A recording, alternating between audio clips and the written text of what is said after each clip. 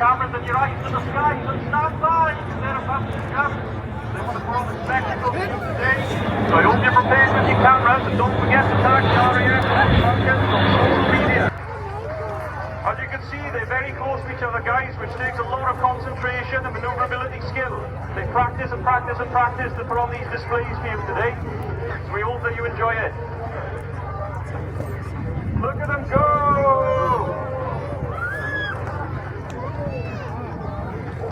As they're approaching the drop zone, make sure that you're cheering for them because they can't hear you, believe it or not, for our communications.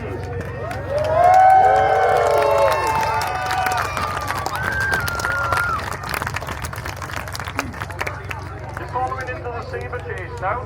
So this is a quite tight formation, and as they come closer to the ground, they'll split into something called ducks, which is two different saber chases, which will go left and right onto the green and orange left and right indicators, like I said before. As they come closer to the ground, they can't hear you, so again, please give it up and big cheers for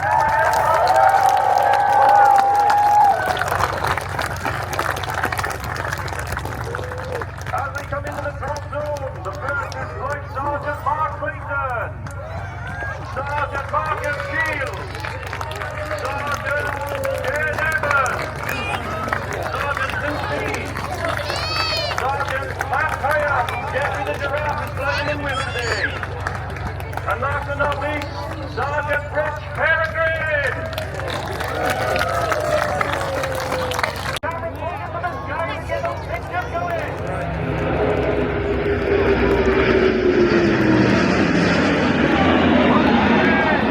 Please, everybody give a round of applause.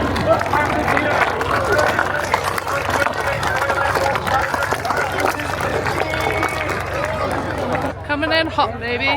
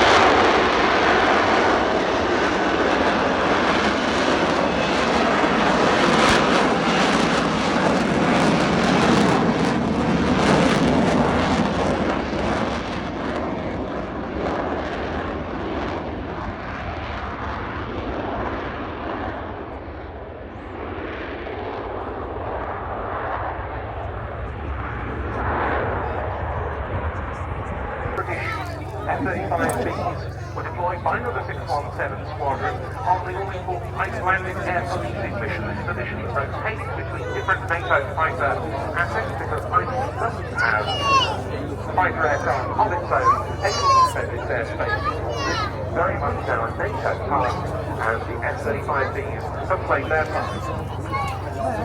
So now if you do look at it again, your left-hand side, the aircraft slowing down and expecting that big door on the back of the aircraft to be opening, bringing the lift man into operation, and focusing F-35.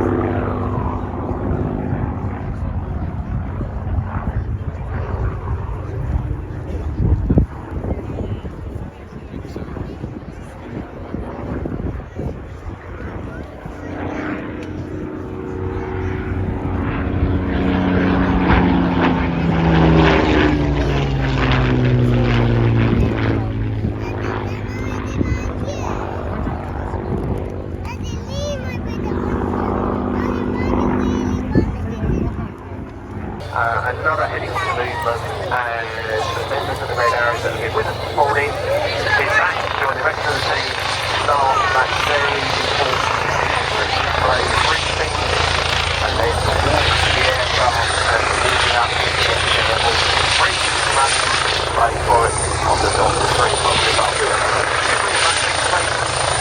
Airport today, where the Red Arrows is safe flying Thursday flight path.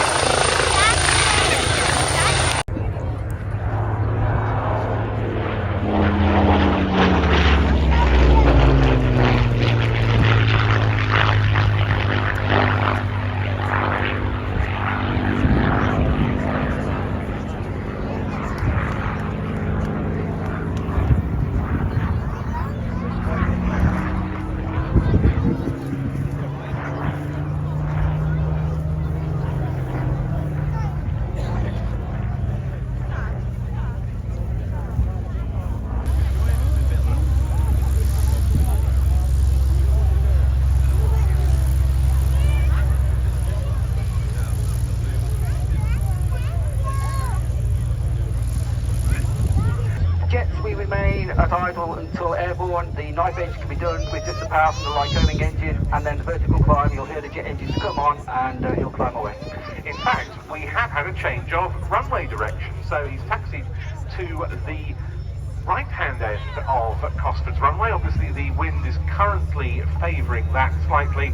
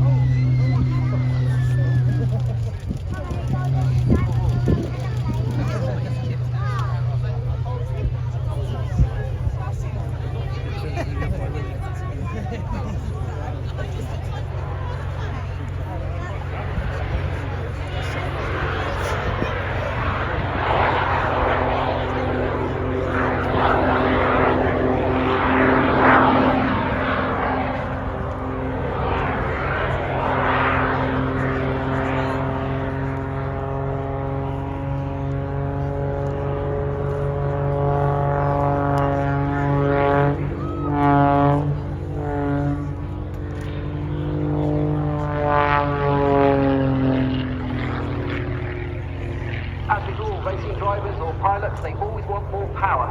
We've taken the Lycoming engine to its limits really, and so Richard's still wanting more power. The only option was to bolt on 2 Lynx jet engines, giving combined another 700 pounds of thrust. So this aircraft has more thrust than weight, so it can climb forever, and it also has the capability of hovering. Another hovering aircraft today, but I think substantially less expensive than the previous.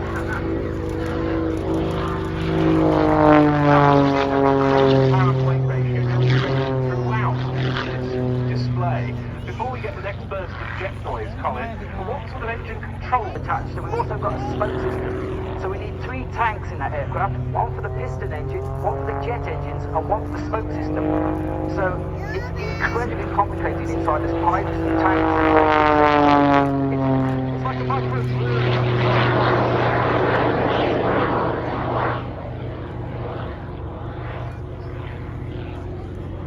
And this is a very small aeroplane. Absolutely tiny. As mentioned, wow. Normal straps aren't sufficient to hold pilot to like this Richard is to the aircraft. He's ratchet strapped to the aircraft with 3 big ratchet straps. The ratchet straps are so tight. Completely not tight enough. So ladies and gentlemen, there's 196 days to Christmas, but we are going to try and create a Christmas tree. This aircraft can turn and ascend, and Richard is now building a tree. At the top of the tree, the spiral flat spin down, creating the trunk of the tree.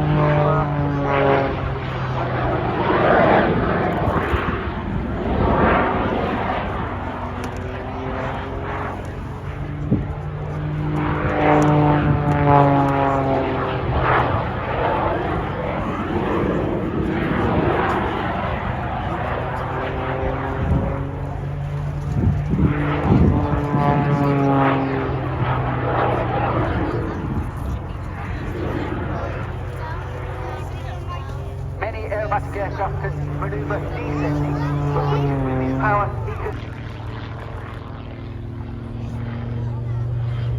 Now, I'm sure a lot of people in the crowd will have seen a standard hit special at some point in the aerobatic display past.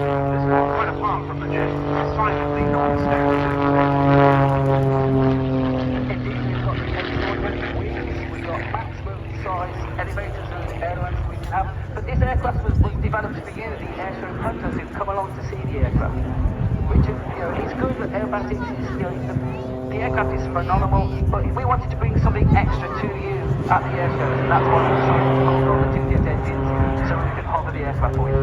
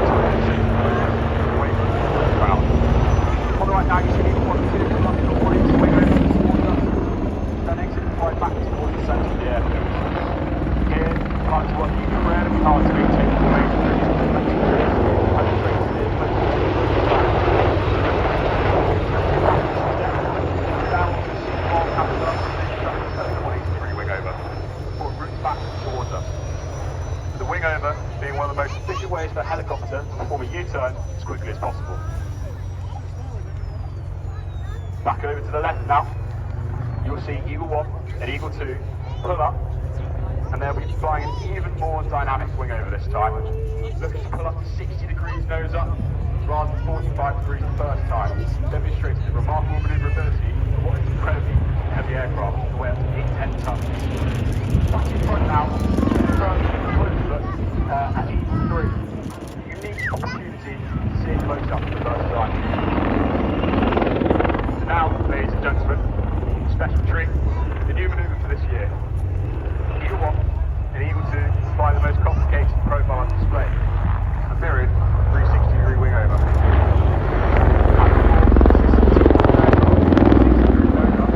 Roll to 90 degrees angle of bank.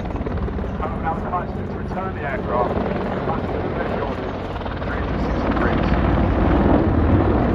Meanwhile, in depth, you'll see Eagle 3 mounted on top of it, around the Wildcat, to be used to insert troops rapidly into hostile locations. The camera is on the nose of the aircraft, getting the thermal imaging out to 8 days. This is day and night. You can see to the right, the Wildcat is on the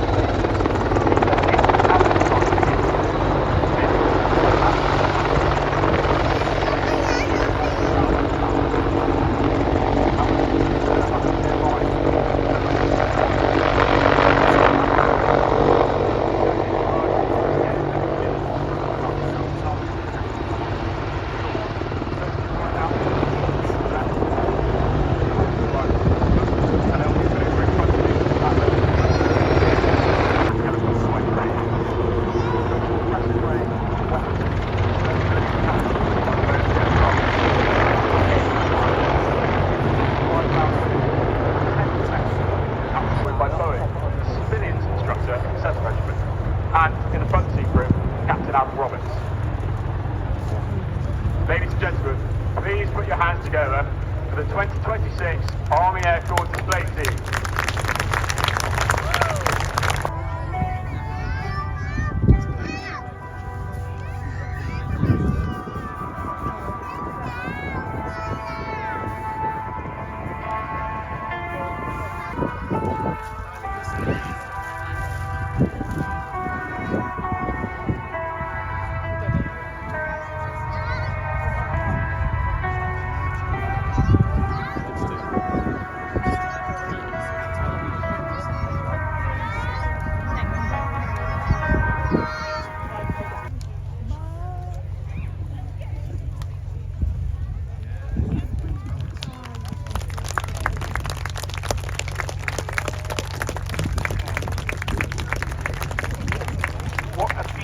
Debut display will draw close at hand from the right, Royal Air Force Typhoon.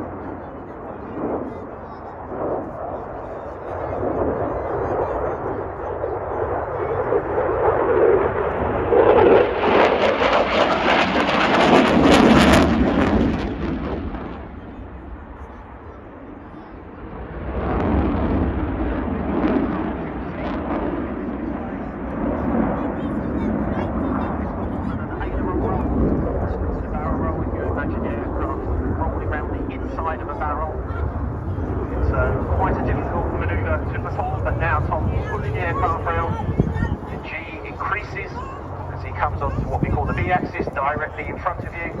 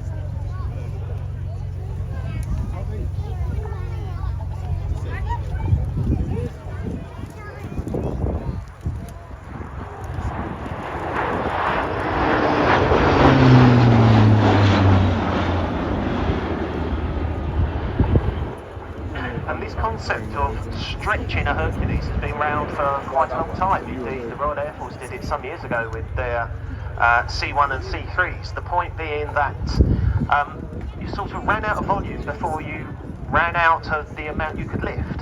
So the airframes frequently what we call bulked out. It could lift more weight, but the cabin was actually full. So it obviously wasn't quite as simple as this, but you basically cut the aircraft in half, added a fillet, and sewed it back together again. these J-30 models built as stretched aircraft from new. And of course, that was a very famous conversion program the RAF undertook to create those Mark IIIs. I'd say running in from your left, but I'm afraid it's something more like walking. You might see a small squadron of machines coming by, leading an Allied patrol from SE5s in Newports. Unfortunately, they've not spotted the danger behind them of a German Jagdstaffel coming in for the hunt.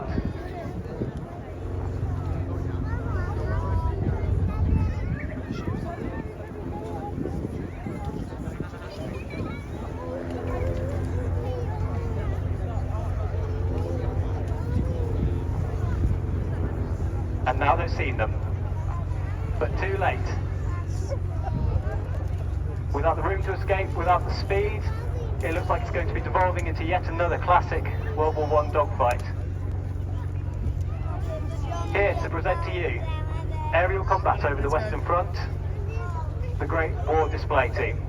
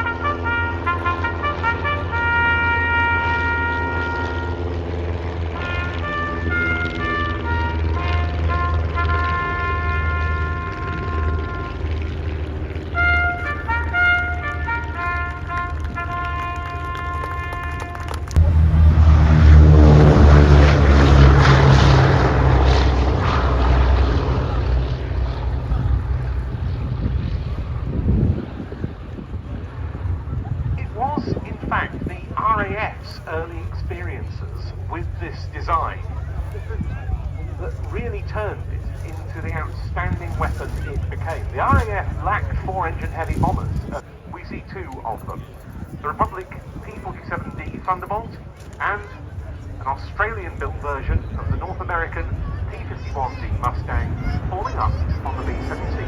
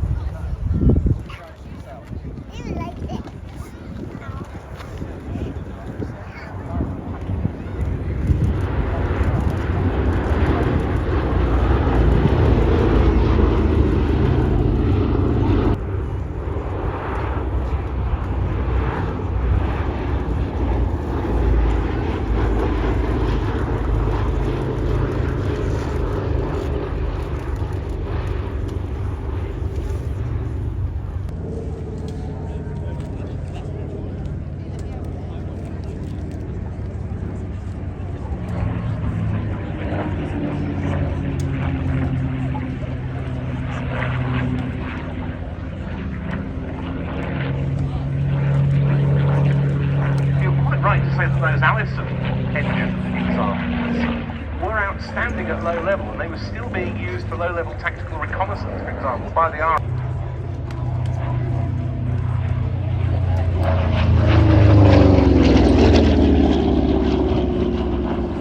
The P-47 was also the most numerous American fighter of World War II. More than 15,500 were built. This is the only one now flying in Europe. It is also operated by Ultimate Warbirds, mainly based, this aircraft, at Duxford. It's owned by Fighter Aviation Engineering, and it's in the colours of a P-47 named Nellie B, which served with the 9th Air Force in the UK during the latter part of World War II. The 8th Air Force, as I said, stationed in East Anglia. The 9th Air Force, which primarily provided close support to ground forces, especially in the West.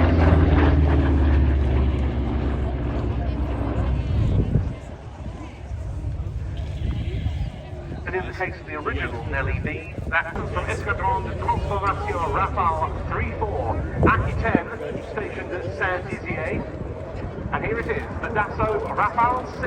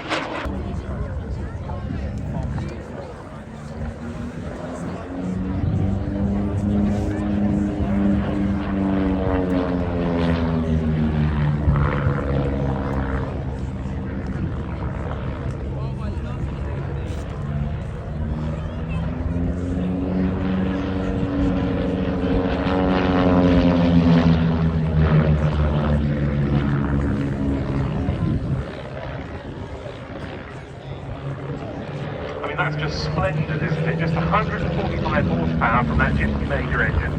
So it's a low-powered, relatively low-performing aeroplane. And so there's not much power in reserve for formation aerobatics. So to keep that tight formation really is super impressive, I think. We always talk about you have to be ahead of the aircraft. If you're not, then you're so far behind it. If it's beginning to happen, it's too late. So to hold formations the way they are is exceptional. The Chipmunk first flew at the de Havilland, Canada factory airfield down to you in Toronto on the 22nd of May 1946. It came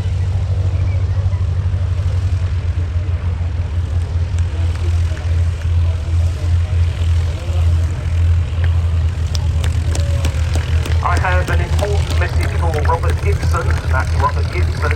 Would you please make yourself known to any member of the Royal Air Force, anyone in uniform? That's Robert Gibson. Here they come, the 2026 Royal Air Force Aerobatic Team, the Red Arrows.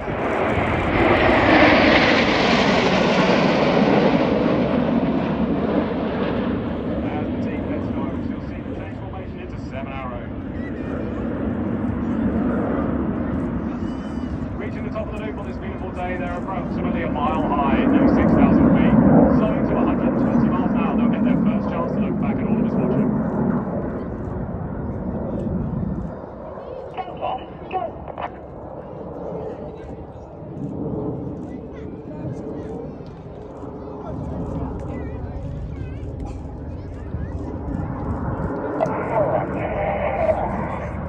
The Hawk T-165 in Saudi Arabia.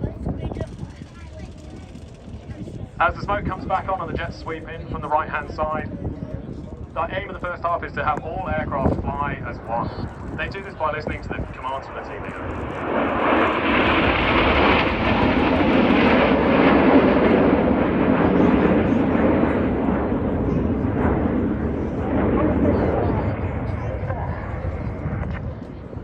On the left-hand side is Flight Lieutenant Andy McHugh in Red 3. Andy's former AV-8B pilot and has also flown the F-35B 5th generation stealth fighter from RAF Maro.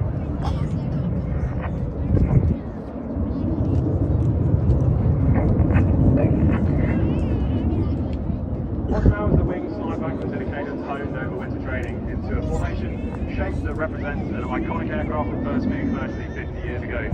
As the aircraft roll out towards us, look for the shape of Concorde.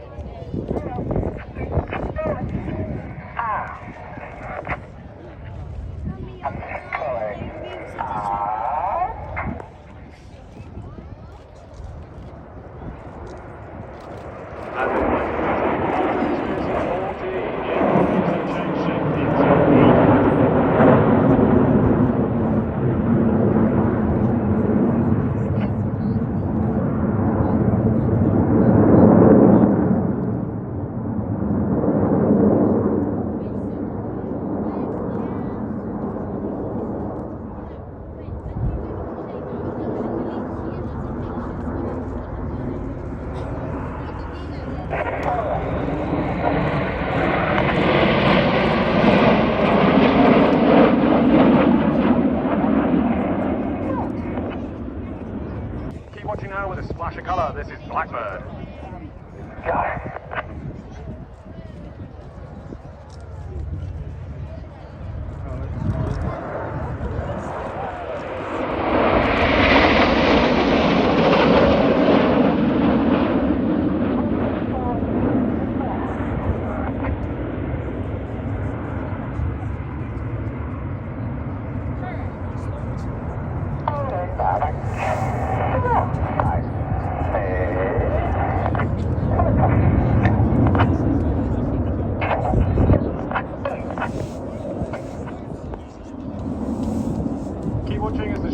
And the wings move forward as well, make it look like it's a fixed wing.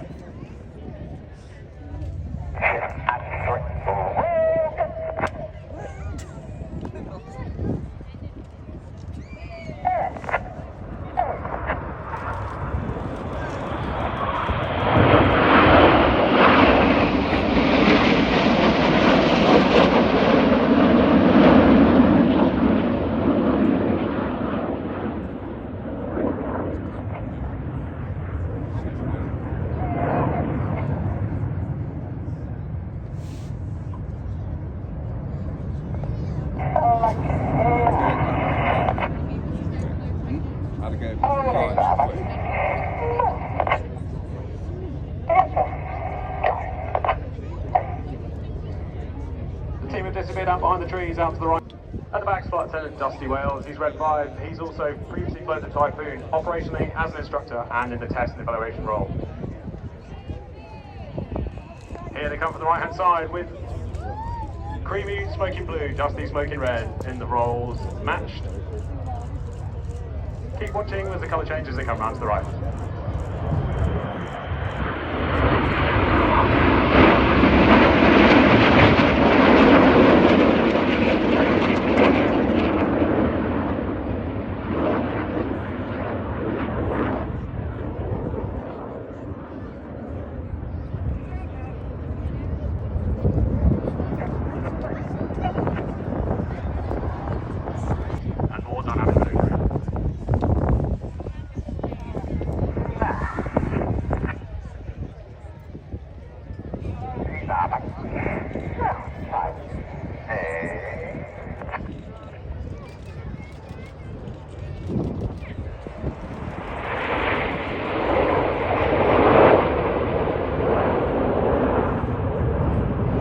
Split in front of us, Reds 1, 2 and 3 are out to our left, Reds 4, 5, 6 and 7 are out to the right. Section to the right is led by Red 6, Flight Lieutenant George Hodder. These passes are all done visually judged with no cheating timing from GPS or anything like that. They're using features on the ground and matched flying mechanics.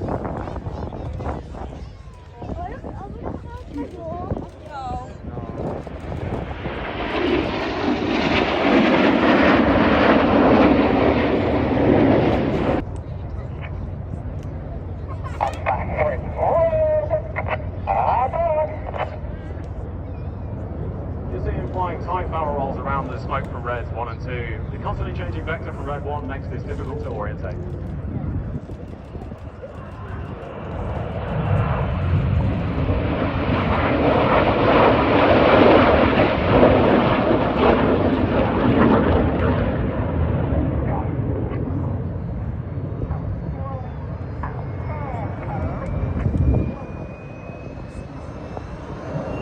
Out to the front now for the next manoeuvre. You'll see the nose lights of Reds 4, 5, 6 and 7 setting up for the handbrake.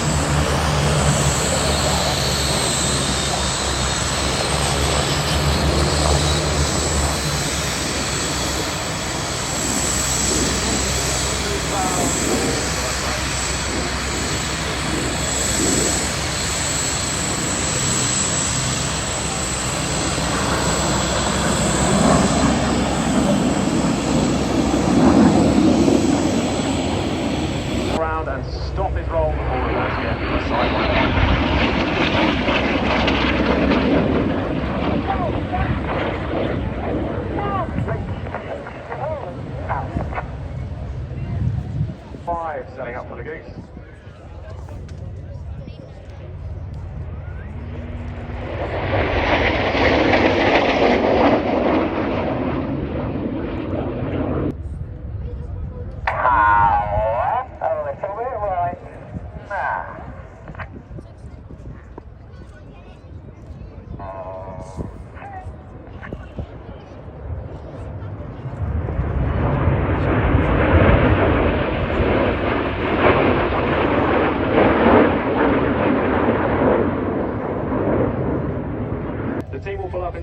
in front of us before departing over our heads.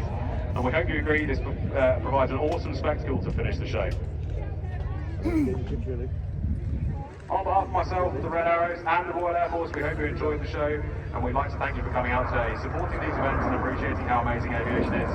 We always love seeing your pictures, so please do link us in anything you put on social media using the hashtag Red Arrows.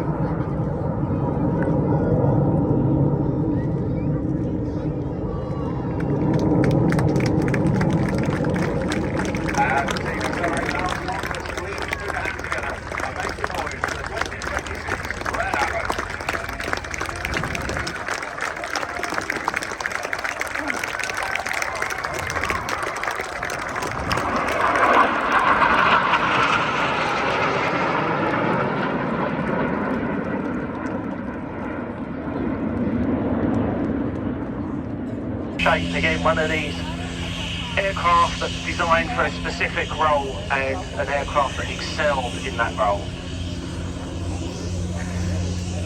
That role was to fulfill a requirement from the US military in the early 1960s for a new close support aircraft, providing support to ground troops.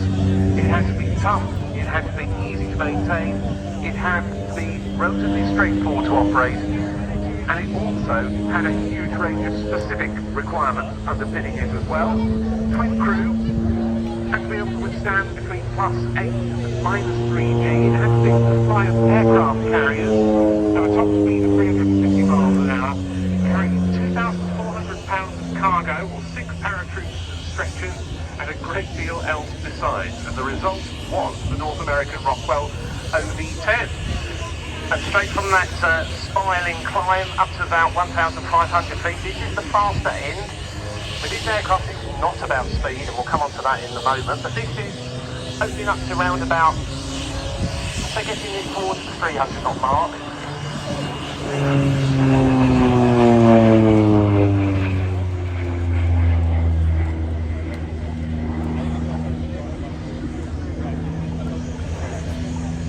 Straight away, I think the first thing to say is you can see the quite short, stubby wings. That was definitely part of the design, built to operate out of very small spaces, something indeed from 1959 onwards.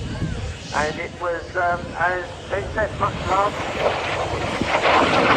So the seating on this aircraft is side by side, kind of like in your car, as opposed to what hands one behind the other.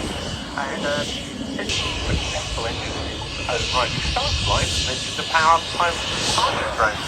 Came along, and once the result of that was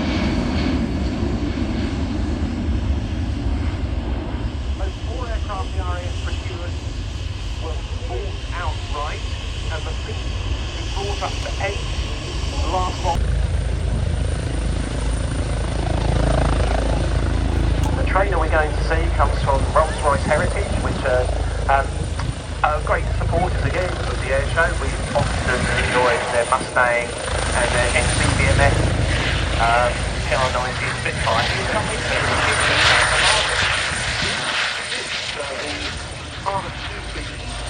Built by the Jordan company in Canada rather than North America, which of course designed the heart.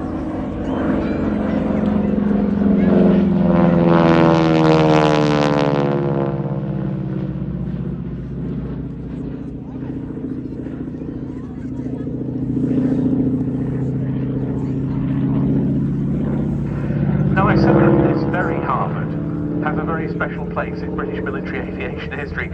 It really does.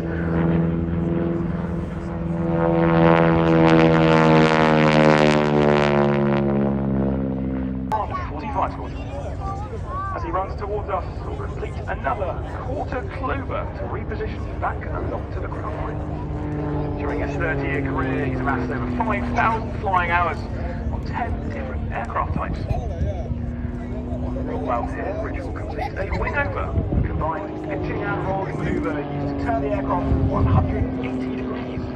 You'll notice throughout the display that every single wingover is slightly different, as Rich carefully selects his flight path to cater for varying wind conditions and energy states. As he exits the wingover, he'll enter. Throughout the slow roll, Rich will skillfully coordinate elevator, rudder and aileron inputs to keep the deflector pointing upwards, preventing him from descending towards the ground. His cameras at the ready once again, folks.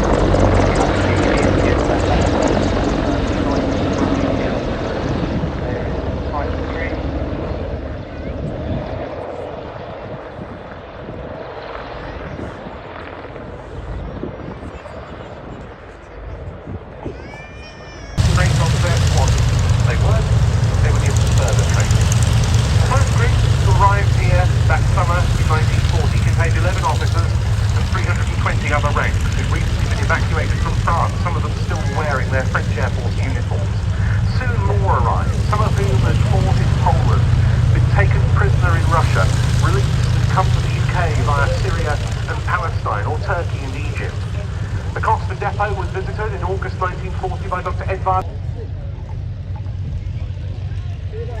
As we mentioned at the weather brief much earlier today, it was forecast that the wind would back, so it is now across the runway, which means both things are operating. Here's on the roll, Avro Anson.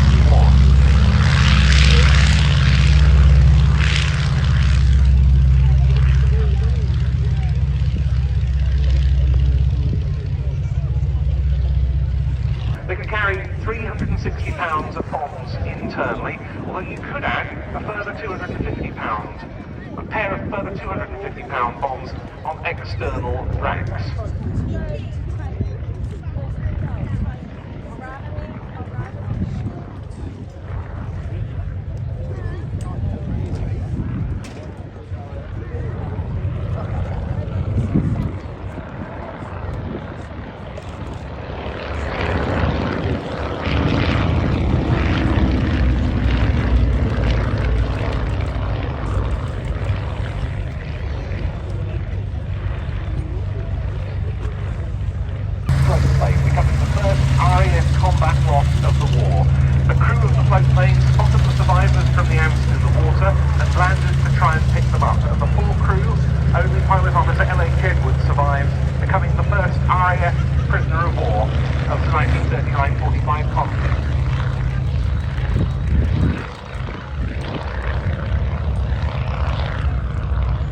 Aircraft, which we tend to use the word stole. Remember from the Bronco, that aircraft was built to take off and land on in very short distances. But I think the Lysander can, in the right weather conditions, top all that for its very specific role, which we'll come on to in a moment. But the aircraft able to operate out of very small areas indeed. So this was a British Army cooperation and liaison aircraft, and the fact of the trailing edge, that basically improves the curvature of the wing, gives it more lift and floats things just what you need in the middle down, and the slats and the flaps deployed, and you can land around about 35 to 40 knots. Very impressive to see.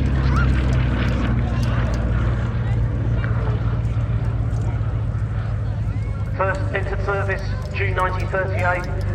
initially used for message dropping, more Spitfires on the register nearly every year, so but as you said, it's back to the back. This aircraft was put back into flying condition in the mid-2000s by the Real Aeroplane Company in Breedon in North Yorkshire. It was then sold to Tom Blair, who placed it with the Aircraft Restoration Company for operation, and it's still with Arco, that famous Duxford-based operator today.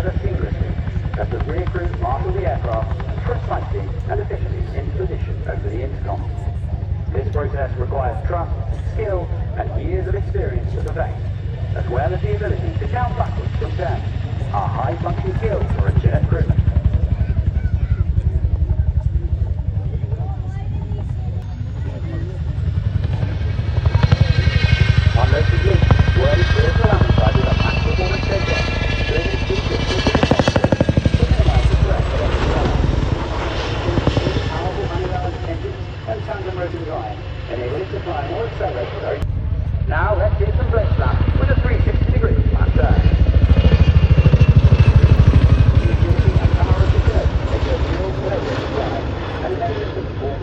High temperature or high altitude conditions, and to carry heavy. And now cameras are ready to meet our #1 crewman, Sergeant Cammy Torrance, who's going to be waving the famous orange hand today. Cammy joined the RAF in 2019, and after 4 years of flying training, arrived on 18 Squadron in 2024. In just a year, Cammy is already qualified to fly the Chinook from the harsh heat of the desert. Please share the love and give Cammy a big wave. For better or for worse, we can see you. As the #1 crewman at the wing of the aircraft, Cammy is responsible for protecting the tail of the M60, monitoring the aircraft's capture distance, maintaining lookout heavy forces, and monitoring external loads, as well as ensuring cargo and cabin are effectively and ready. During this technique can also be used to land on seat strength or legging when the rear of the aircraft is removable while the front end of the aircraft is still flight. And now for another near fast trick, the reverse taxi and takeoff. A useful capability when the base of parking is tight or when the aircraft's downwash threatens nearby vehicles or equipment. But mostly, we like to do it because we can. Much like reversing a car, the aircraft gets increasingly tricky as speed builds, so smooth, calm handling is required to give safety and efficiency.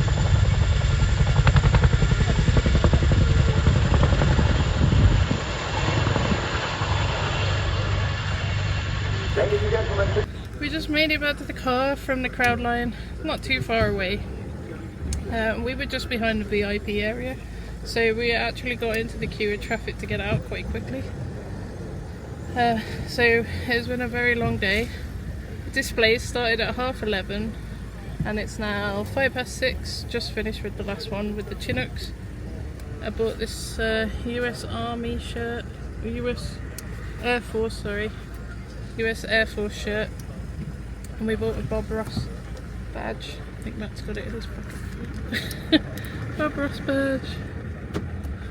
It says, "It's a happy little outage." So we're both like gamers and computer geeks, and we like Bob Ross, so it's very appropriate. But I think I'm going to put patches on this instead of my denim jacket. we've had a really good day. Like, the weather cleared up nicely, didn't it? And they were a bit worried about the cloud base being a bit low, and they wouldn't be able to do like full displays, but they did, because it cleared pretty nicely. I'll try and turn it around. You can see the nice blue sky now. So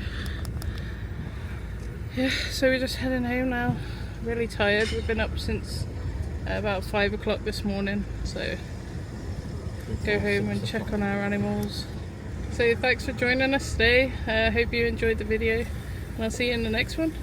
Ta-ra a bit. Bye.